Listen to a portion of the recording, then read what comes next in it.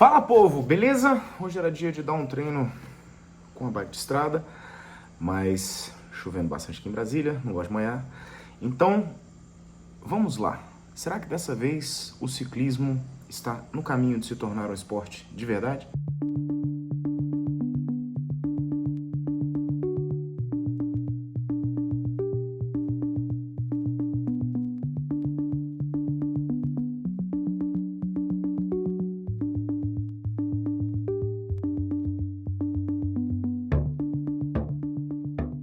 Bom, antes que vocês fiquem nervosos, entenda que eu não estou falando que o ciclismo não é um esporte de verdade do ponto de vista do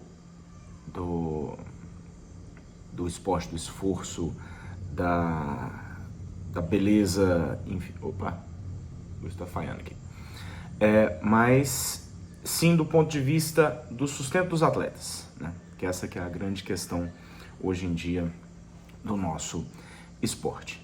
E até pelo tanto de esforço, o tanto de dificuldade e o tanto que exige o nosso esporte de um ciclista, o que se tem hoje em dia do ponto de vista de sustento dos atletas é realmente algo muito aquém do que se tem em outras modalidades aí, que são esportes que exigem muito menos do atleta e o que se paga, né?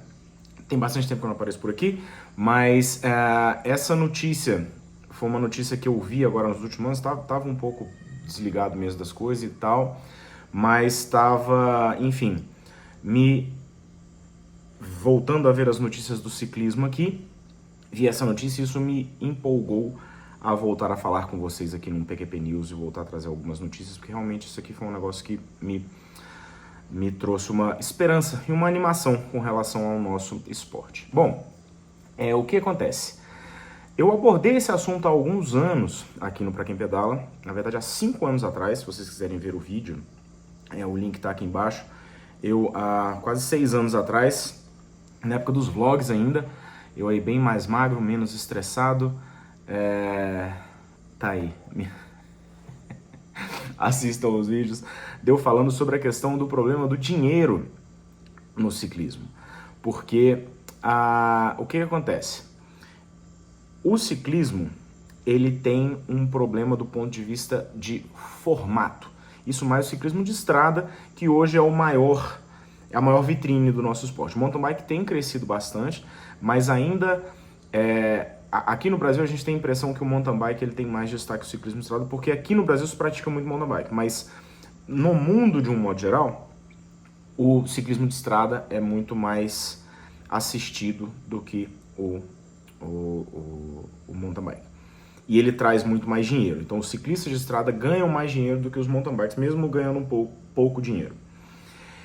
O que acontece? O ciclismo hoje, diferente de outros esportes, ele não se vende como um esporte como um todo, como uma liga. Ele depende de que as equipes se vendam individualmente, né? Então eu explico isso com mais detalhes nesse vídeo. E nesse vídeo que eu fiz há 5 anos atrás, eu trago, né, essa solução que seria o que está aparecendo agora, né, que é o esporte se vender como um todo. Então, hoje, as equipes dependem dos patrocínios das equipes. Então, você pega aí a Visma, hoje em dia, ou a Ineos, é uma equipe, uma gestão de atletas que ela vende aquele projeto para uma empresa. Geralmente você tem 2 patrocinadores, um patrocinador principal, um patrocinador secundário, e aí patrocinadores ou de bicicleta, ou de, enfim, coisas menores. Mas o que sustenta geralmente a equipe é 1 ou 2 grandes patrocinadores. E aí, por mais vitoriosa que seja essa equipe, enfim, por mais que seja realmente algo que ela ganhe tudo, seja a equipe mais vitoriosa do esporte, muitas vezes a equipe deixa de existir. Porque, por uma decisão estratégica dessa empresa e tal, ela muda a questão do patrocínio dela e ela para de patrocinar aquela equipe e a equipe acaba, né? Porque ela não consegue arrumar um outro patrocínio, os orçamentos são grandes e tal. E o ciclismo, o grande dinheiro que vai para o ciclismo não vai para as equipes. Vai principalmente para a ASO, que é a organizadora do Tour de France, que ela é dona de boa parte das grandes provas do ciclismo, e os direitos de transmissão vai para a ASO, não vai para as equipes. Você pega outros esportes como a NBA, a NFL, a NHL, tipo, as grandes ligas dos esportes americanos, o direito de transmissão das provas vai para a liga. E esse é o grande dinheiro, né? E o esporte não se vende como equipes soltas. Ele vende o esporte como um todo. Então o basquete americano, ele se vende como o basquete americano. Você tem patrocínios pontuais que as equipes vendem, mas o dinheiro como um todo, a gestão da liga vende a liga, ou seja, a transmissão de todos os jogos, direito de botar patrocínio em todos os times. Então você cria um produto muito maior para ser vendido. E aí essa liga é vendida, e aí esse dinheiro é dividido para as equipes, né, que compõem essa sociedade, e você tem a questão de bilheteria, venda de uniforme e tal, que aí é coisas específicas de cada equipe. Você tem, aí cada esporte tem uns que tem bônus por vitória, o cara ganha o campeonato, ganha a premiação do campeonato, enfim, não é que a renda é igual para todo mundo, mas você tem diferentes coisas. E no ciclismo não funciona dessa forma. Boa parte porque a própria ASO, que ela é dona de boa parte do esporte, ela não quer que isso aconteça, porque ela ganha 90% do dinheiro sozinha, não precisa fazer nada, e as equipes, pelo tradicionalismo que existe no esporte e tal, elas vão querer participar das provas da ASO, que são as provas mais importantes do ciclismo, como por exemplo o Tour de France, que é a prova mais importante do ciclismo. Então, existe um conflito de interesse aí do porquê que isso mude, e as equipes também não batem o pé e falam assim, não, então não vou participar do Tour de France esse ano, vou boicotar o Tour de France, não vai, porque ele tem o tradicionalismo, a questão europeia e tal. Então, existe essa questão. Só que aí, né, parece que em outubro desse ano, surgiu essa proposta que se chama One Cycling Project. Eu não gosto dessas coisas de One World, One Cycling, mas enfim. Nesse caso aqui, é você ter uma criação de uma Superliga, como eles estão chamando aqui na matéria do Cycling News, que teria início em 2026, quando vai vencer boa parte das licenças que a UCI dá para as equipes e tal.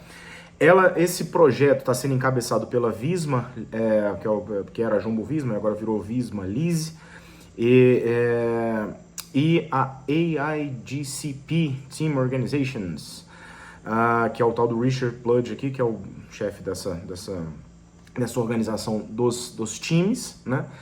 Que eles estão querendo montar uma liga, que é o que eu propus, é até o que o Tinkoff, na época, não sei se vocês lembram da equipe, Tinkoff, né, que era o Oleg Tinkov, que era um banqueiro russo, que ele falava, cara, se o ciclismo não mudar a forma de gestão, não adianta, é um esporte muito bacana, muito bonito e tal, mas não dá dinheiro. E aí você não dá dinheiro para que você pague os atletas de forma correta, para que você crie uma estrutura de base de forma correta, que você cria uma longevidade nas equipes, você tem uma gestão e tal. Então tudo isso não acontece.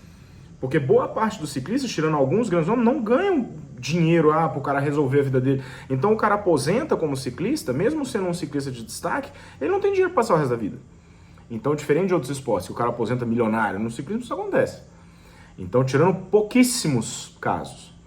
Então, no Brasil mesmo, você falar um atleta que, não, ele resolveu a vida dele e pronto. Não, o cara tem que aposentar e começar a trabalhar. Então,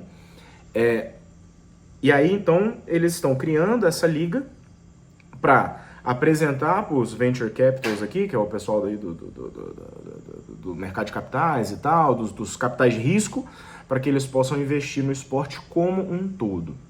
E aí você teria uma mudança no calendário de provas, você teria eventos específicos da liga, que é esse que é o grande impasse, porque uma liga ela tem eventos da liga. E aí esses eventos contam com as equipes, e aí você vende esses eventos. Então, que é mais ou menos o que acontece no mountain bike. No mountain bike você tem o campeonato da liga do mountain bike, né? Eu não sei como é que funciona a questão financeira, mas... Então você teria essa liga, e aí você teria os direitos de transmissão dessa liga, e todo essa receita seria distribuída entre as equipes, e aí isso forma algo mais longevo, que a equipe não fica refém daquele patrocínio, né? Aquele patrocinador precisa trazer o dinheiro, porque senão a equipe deixa de existir. Não, você tem como se fosse uma renda básica entre ali os associados daquela liga, né?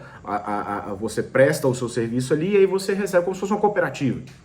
E aí você recebe parte daquela receita que entra, então você tem as despesas da sua equipe garantidas como a venda do esporte como um todo. E como você vende o esporte como um todo é algo muito maior do que a equipe individual, você tem um argumento de venda muito mais forte. E esse argumento de venda faz com que entre muito mais dinheiro, e aí você consegue, primeiro, ter mais patrocinadores, um capital realmente bem maior do que equipes se vendendo de forma solta.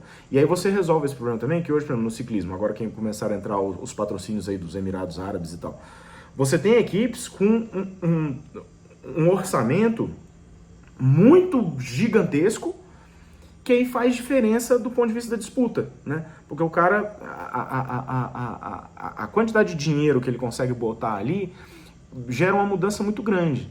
Então faz com que você fique uma disputa injusta com os outros participantes, né? E aí, enfim. Então, achei legal que essa iniciativa está sendo discutida de forma séria no ciclismo, né? É o que eu defendo há bastante tempo, que você precisaria ter uma mudança para que o ciclismo de fato se tornasse um esporte que trouxesse um retorno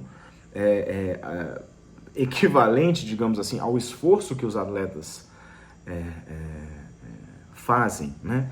E estão, né, empenhando ali de tempo, de treino, de dias de competição, etc e tal. E que isso tenha uma segurança do ponto de vista de que o cara entra numa equipe, ele sabe que a equipe dele ano que vem não vai deixar de existir, que ele vai ter que procurar outra equipe e tal. Isso realmente é algo que vai trazer uma viabilidade financeira melhor para o esporte. Então esse é um negócio muito legal. Então eu estou torcendo aqui para que realmente dê certo, para que isso ande, para que eles consigam quebrar aí os interesses desses grandes organizadores que, por eles, continuam do jeito que está, porque eles ganham boa parte do dinheiro, então eles não estão pensando no esporte como um todo, estão pensando mais do lado deles. Então, se os atletas... Mas é isso, né? O evento não acontece sem os atletas. Então, se os atletas fizerem uma organização para criar uma alternativa para que eles possam criar a liga e tal, eles conseguem vencer os organizadores, que na minha visão estão tendo uma perspectiva míope do esporte, que dessa forma acho que eles vão ganhar até mais dinheiro. Mas, enfim, então vamos torcer para que aconteça. Não fiz vídeo em 2024 ainda, então feliz 2024 para todo mundo. E vamos lá, voltando com o PQP News. Beleza? Comenta aqui o que vocês acham de tudo isso, se vocês ficam animados também com essas mudanças. E deem sugestões aqui de notícias, matérias, o que vocês querem que eu fale aqui e analise um pouco sobre nosso mercado, já que nossa mídia do ciclismo hoje se resume a memes, piadinhas, intrigas, tretas e enfim. Então, vamos voltar a abordar o esporte de uma forma um pouco mais técnica e analisar as coisas de uma forma um pouco melhor. Então é isso, turma. Like no vídeo, se inscreve no canal, a gente fala mais depois. Falou!